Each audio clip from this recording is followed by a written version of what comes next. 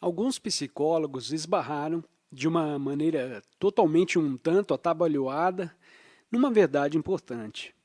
Há um grave erro em não respondermos aos nossos sentimentos, ou em tentarmos nos sentir de maneira diferente da forma como nos sentimos.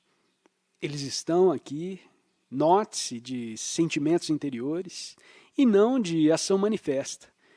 Em outras palavras, se você, como mãe, odeia seu filho, não tente fingir para si mesma que o ama. Mas, colocado de forma bastante simples, esse insight degenera em outro preceito. Aceite seus sentimentos. Deixe-se levar por suas emoções. Isso não é tão simples, porque os nossos sentimentos entram em conflito uns com os outros, como quando somos orgulhosos demais para chorar, ou estamos com muito medo de nos apaixonarmos. Nesses casos, quais dos sentimentos aceitamos? A tristeza ou o orgulho? O medo ou o amor? Entretanto, esse é o exemplo mais instrutivo da dificuldade da autoaceitação, pois em situações desse tipo, descobrimos que não conseguimos aceitar qualquer dos dois sentimentos. O conflito não se deixará resolver por uma decisão por um dos dois lados, e ficaremos presos inevitavelmente nele. Mas a verdadeira importância do que esses psicólogos tentam explicar é que há quase uma assombrosa sabedoria nas reações naturais e espontâneas do nosso organismo no curso dos acontecimentos.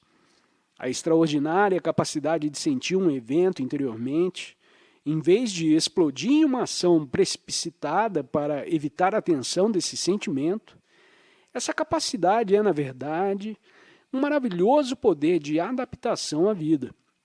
E não é diferente da resposta instantânea da água que contorna os obstáculos do terreno por onde flui. Espero que isso esteja claro.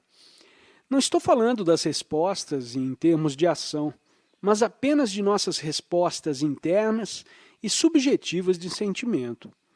A questão é que nossos sentimentos não são realmente um tipo de resistência ou combate ao curso dos eventos. São uma resposta harmoniosa e inteligente. Uma pessoa que não sentisse medo diante de uma ameaça de perigo seria como um junco que não vergasse plasticamente ao vento. Uma mente que não se amolda à tristeza ou ao amor é uma mente que se quebra com demasiada facilidade. Contudo, a razão pela qual estou falando de sentimento em vez de ação externa é que estou considerando a situação do ser humano diante de eventos sobre os quais nada pode ser feito. Eventos para os quais nossa única resposta são os sentimentos. Estou pensando na certeza definitiva da morte, no completo desamparo do ser humano em meio à vasta corrente da vida e, finalmente, no tipo especial de sentimentos que surgem quando somos confrontados com um conflito de sentimentos que não podem ser resolvidos.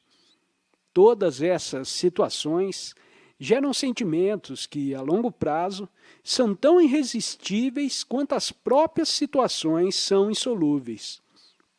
São os sentimentos últimos. E muito do que chamamos de filosofia nada mais é do que a infrutífera tentativa de convencer o homem a se libertar deles. Portanto, o que chamei de morte do ego acontece no momento em que se descobre e admite que esses sentimentos últimos são irresistíveis. São últimos de duas maneiras. Primeiro, porque, de alguma forma, tem a ver com eventos fundamentais e catastróficos. E segundo, porque, às vezes, são nossos sentimentos mais profundos e radicais sobre uma determinada situação, como a frustração básica causada por um conflito entre a dor e a vergonha. A questão é que esses sentimentos últimos são tão sábios quanto os demais, e sua sabedoria surge quando paramos de resistir a eles, percebendo que somos simplesmente incapazes disso.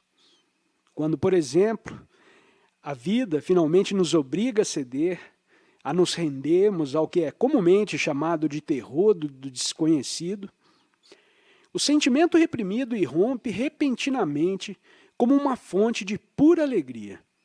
O que antes era experimentado como horror, a nossa inevitável mortalidade é transformado, por meio de uma alquimia interna, num sentido quase estático de libertação das amarras da individualidade.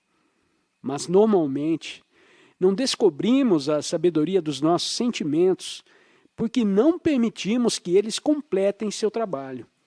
Nós tentamos reprimi-los ou despachá-los em uma ação prematura, sem perceber que eles são um processo